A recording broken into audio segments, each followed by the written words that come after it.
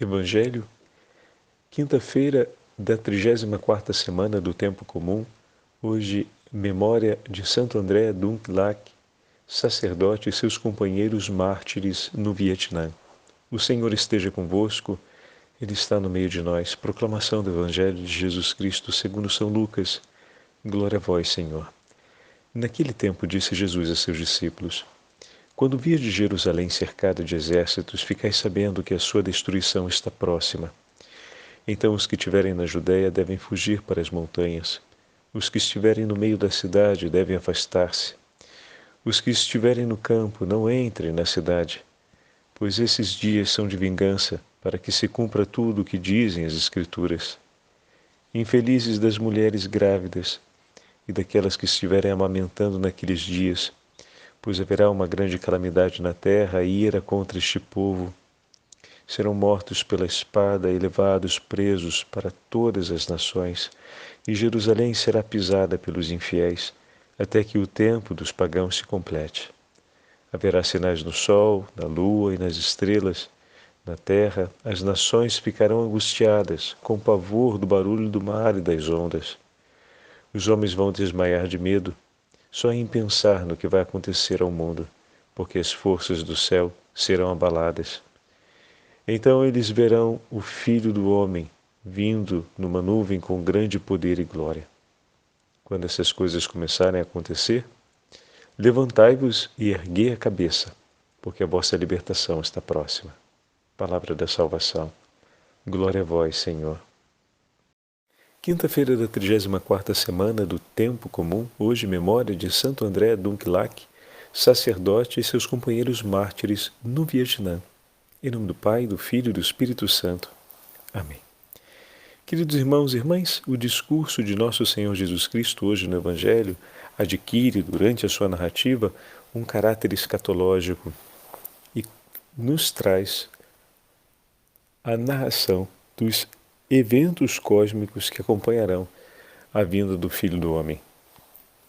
A inquietação causada pelo texto de hoje, ela entra em harmonia com o significado final do texto e que tem muito a ver com a memória que hoje celebramos. E nós vamos ver mais uma vez como a liturgia se encaixa como um grande tesouro de Deus, né? Já por diversas vezes falamos que os santos encarnaram a vida do Evangelho, né? E as páginas do Evangelho nós podemos observá-las claramente na vida de nossos irmãos e irmãs santos. E vamos ver isso mais uma vez hoje.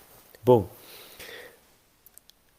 o contraste que o Evangelho de hoje nos traz, como eu acabei de fazer referência ao final do texto, é que diante de toda essa convulsão cósmica, o Senhor diz, quando estas coisas começarem a acontecer, ou seja, os homens desmaiarem de medo, as pessoas ficarem sem saber o que acontecerá, porque as forças do céu foram abaladas, o barulho, o medo das ondas do mar, ou seja, quando começar esses episódios aterrorizantes, digamos assim, quando essas coisas começarem a acontecer, levantai-vos e erguei a cabeça, porque a vossa libertação está próxima. Enquanto todos abaixam a cabeça de medo, o cristão é aquele que ergue a cabeça. Esse gesto é muito significativo, mas ele só é possível para o homem que tem fé, que espera em Deus, que aprendeu, vivendo à luz da fé, que as calamidades e os sofrimentos desse tempo não têm a última palavra sobre a história do amor e da aliança de amor de Deus com os homens em Cristo Jesus. Não tem a última palavra. Os sofrimentos, as revoluções, as agitações, todas as mudanças sociais e também globais, né? Afinal, a maioria dos sinais que hoje são trazidos no Evangelho são sinais sobre o cosmos. Outro dia o Evangelho falava sobre guerras e revoluções, então são outras situações inquietantes dentro das relações sociais, mas essa daqui são todas elas cósmicas. Então nós estamos vendo que o Senhor, soberano sobre todas as coisas, o Senhor do universo, o Rei sobre todos os reis. O cristão é aquele que, vivendo à luz da fé, tem o alicerce de sua esperança no nome de Jesus. E enfrenta todos esses momentos com uma clara consciência. Qual? Eles virão. Eles fazem parte da experiência da vida, da tragédia da presença do mal. Mas nenhum deles chega até nós e passa a ser o guarda-chuva que cobre a nossa história de vida, porque nós vivemos através desses acontecimentos históricos, né? Todos nós vivemos dentro de um contexto, de um tempo histórico. Então esses acontecimentos estão se passando ali, eles vão estar, a nossa vida vai estar acontecendo dentro deles, mas nenhum deles nós viveremos sem a certeza que o Senhor é soberano sobre eles e nos acompanhará através deles. Assim como ele se levantará para, pela obra do Espírito, pela ação do Espírito Santo, dar palavras acertadas quando seremos levados diante dos tribunais, o Senhor também se levantará por nós para nos proteger. E mais, aquilo tudo que para a humanidade é pavor e angústia, para o cristão é esperança. Como assim, Padre? Porque o nosso Senhor já nos falou que o tempo que antecede a sua vinda é um tempo de grande calamidade e dificuldade. Ou seja, o Senhor já anunciou que o tempo da história que nos espera nos levará a um percurso de sofrimento. Mas quando parecer que esse sofrimento então irá definitivamente engolir o mundo, e engolir também a cada um daqueles que está no meio dele, né? Eis o sinal de que o Senhor está voltando. A volta definitiva do Senhor, ela vai acontecer de maneira universal, ou seja, como juízo último, mas ela se dá também, poderíamos dizer assim, no juízo particular, quando a alma vai ao encontro do seu Senhor. A última passagem, o último grande momento, a última grande batalha, a última grande revolução que a gente enfrenta é aquela de ter que atravessar o vale da sombra da morte e enfrentar o período da nossa partida. E o Senhor ali estará conosco. E encontraremos o dia do juízo universal, ou estando nessa vida, ou já estando diante da justiça particular, ou seja, diante do Senhor, porque já completamos a nossa Páscoa, a nossa passagem. Então o cristão é aquele que caminha sabendo para onde vai, e com a consciência de que tempos difíceis se passam ao longo desse caminho, mas com uma consciência ainda mais clara e iluminada de que nenhum desses tempos acontece fora da potentíssima regência de Deus e sem a sua companhia, pois o Senhor estará presente conosco em todos os momentos da nossa vida. E hoje, olhando o testemunho dos nossos irmãos mártires no Vietnã, podemos ver isso com muita clareza na forma como São Paulo Li Bo Thi escreve para os alunos do seminário.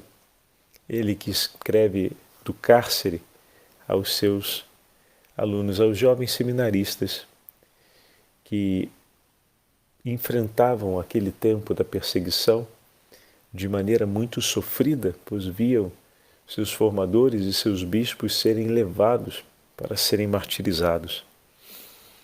Eu, Paulo, escreve, preso pelo nome de Cristo Jesus, quero levar ao vosso conhecimento as minhas tribulações cotidianas que me assaltam de todos os lados. Mas por que ele quer fazer isso? Para que, inflamados pelo amor de Deus, possais louvá-lo, porque a sua misericórdia é eterna. Olha que bonito. Ele vai dar o conhecimento dos seus sofrimentos aos rapazes, não para que o temor tome conta do coração deles, mas para que eles vejam na fraqueza e em todo esse acontecimento que, poderemos dizer, se aproxima muito àquilo que o Evangelho hoje nos fala, o que tem nos falado nesses últimos dias, eles possam ver como a fragilidade nossa e, ao mesmo tempo, os sofrimentos que se abatem sobre nós não são suficientes para levar o homem à completa ruína quando ele espera em Deus. E a sua misericórdia, vindo em nosso socorro, nos mantém de pé na esperança em meio à dor e aos sofrimentos. Então São Paulo começa escrevendo para os rapazes dizendo: o meu cárcere é verdadeiramente uma imagem do fogo eterno. Olha que forte. Aos cruéis suplícios de todo gênero que aqui acontecem, como grilhões, algemas e ferro, juntam-se ainda o ódio, a vingança, calúnias, palavrões, acusações, maldades de todo tipo, falsos testemunhos, maldições e, finalmente, a angústia e a tristeza. Mas Deus, que outrora libertou os 3 jovens da fornalha ardente, sempre me assiste e libertou-me dessas tribulações que se tornaram suaves, porque a sua misericórdia é eterna. Olha que forte. Em meio a todas essas tribulações, a sua esperança e a sua consolação é pensar a misericórdia do Senhor, é invocar o nome do Senhor, é esperar no Senhor. E isso tudo suaviza as dores desse tempo. Tudo isso traz a ele a força e a esperança para suportar, ou seja, para olhar para além da dor. Podendo assim atribuir a essa dor um significado. A suporta por amor a Cristo. A suporta por amor aos irmãos.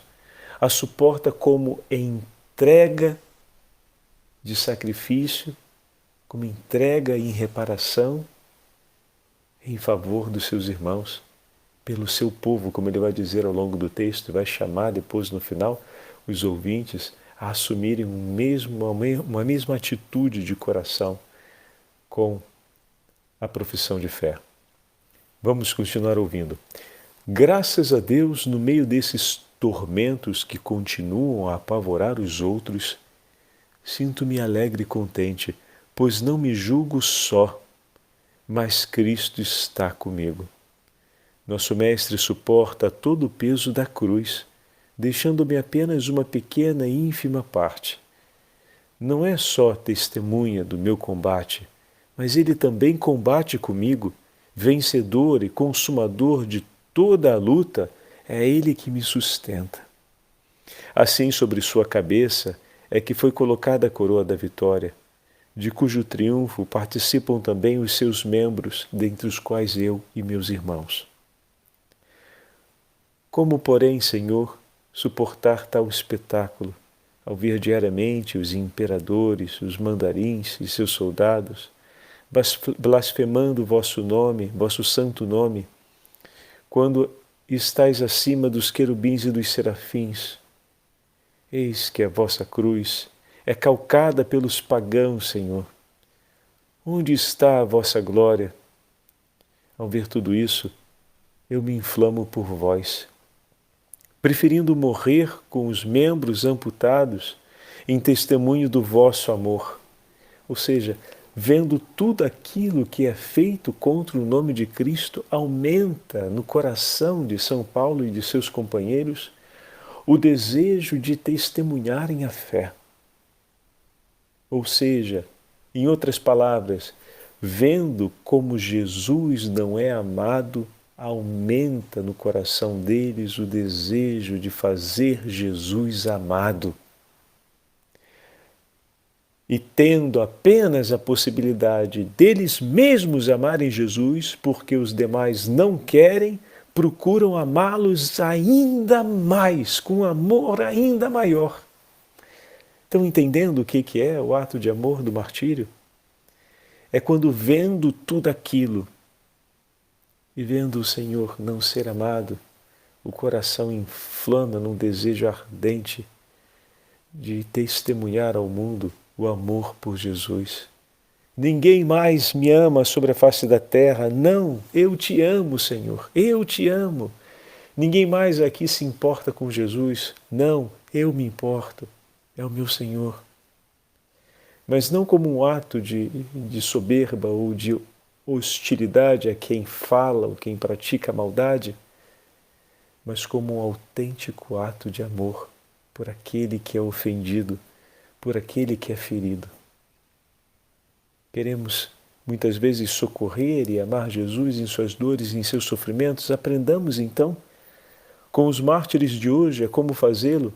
Cada vez que vemos o Senhor humilhado, abandonado, ignorado, desprezado, dos modos mais vis que possamos imaginar e nas condições mais variadas possíveis, que o nosso amor, que o nosso coração se inflame de amor, vendo Jesus não ser amado, que o nosso coração parta imediatamente com o desejo de fazê-lo ainda mais amado. E não tendo outros corações que possam ser movidos a amá-lo nesse momento conosco, então redobro o amor do meu coração. Não podemos esquecer que eles estão no cárcere. Então não tem mais do que uns aos outros ali. E por fim não tem mais do que a própria vida. E vendo ao entorno que eu não tenho a quem eu possa convocar e chamar e entusiasmar a amar comigo a Jesus, eu então procuro amá-lo com amor dobrado em meu coração. Mas e você, meu irmão, que tem na sua casa os seus filhos, tem na sua casa a sua esposa, e você que tem na sua casa o seu irmão de comunidade, no seu convento as suas irmãs, que pode conclamar um chamado a todos eles de amar mais a Jesus e buscar amá-los juntos de todo o coração por tudo aquilo que o Senhor tem sofrido e passado, como forma de consolar as dores do coração de um amigo que sofre, mas não um amigo qualquer, o amigo que nos deu a vida e que é a nossa vida e a nossa libertação, o nosso Senhor. E nas nossas pastorais, quantos outros? E se de repente na sua vida, na sua casa, o seu contexto for parecido com esse dos nossos irmãos do Vietnã, e no muito, o máximo que podes é contar contigo mesmo, então redobre o amor do teu coração para com Jesus e oferece a Ele esse ato de amor. Oferece por Ele esse testemunho de amor, que será não apenas por Ele, mas nele se fará testemunho por muitos, para que muitos se convertam. Continua São Paulo escrevendo: mostrai, Senhor, o vosso poder, salvando-me e protegendo-me. Que a força se manifeste, que a sua força se manifeste na minha fraqueza e seja glorificada ante os gentios, pois, se eu vacilar no caminho, vossos inimigos cheios de orgulho poderão levantar as cabeças. Caríssimos irmãos, ao ouvirdes tudo isso, eu vos peço, dai alegremente graças imortais a Deus, do qual procede todo o bem. Bendizei comigo o Senhor, porque a sua misericórdia é eterna.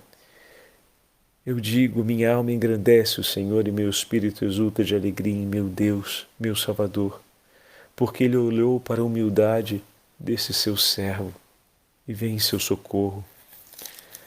Todas as gerações me proclamarão bendito, porque a misericórdia do Senhor é eterna e se fez ver em nosso favor.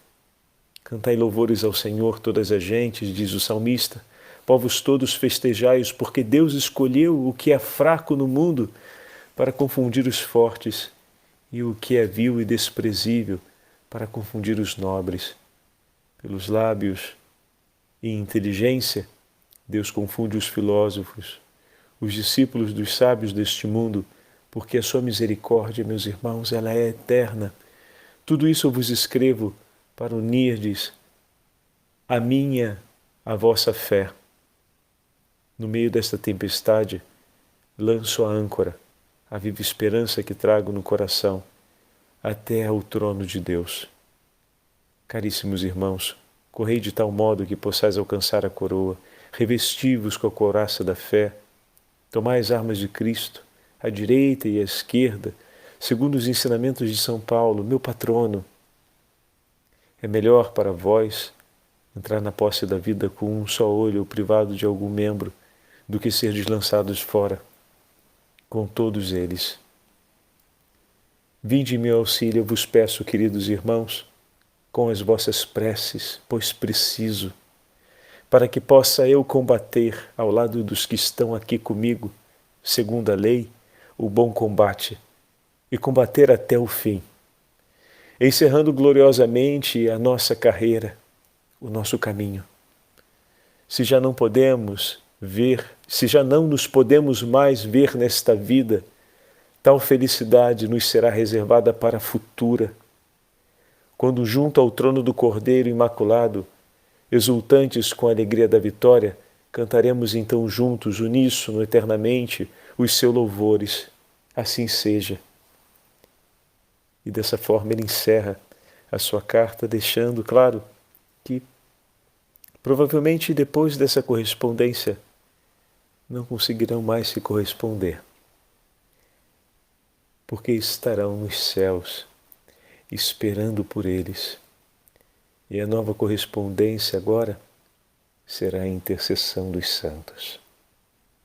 Que o bom Deus nos abençoe, para que essa viva esperança e o testemunho desses nossos irmãos nos encoraje sempre mais a viver o Evangelho de Cristo. O Senhor esteja convosco, Ele está no meio de nós. Pela intercessão de São Paulo e seus companheiros mártires do Vietnã e da Beatíssima Virgem Maria, Rainha dos Mártires, abençoe-vos o Deus Todo-Poderoso, Pai, Filho e Espírito Santo. Amém.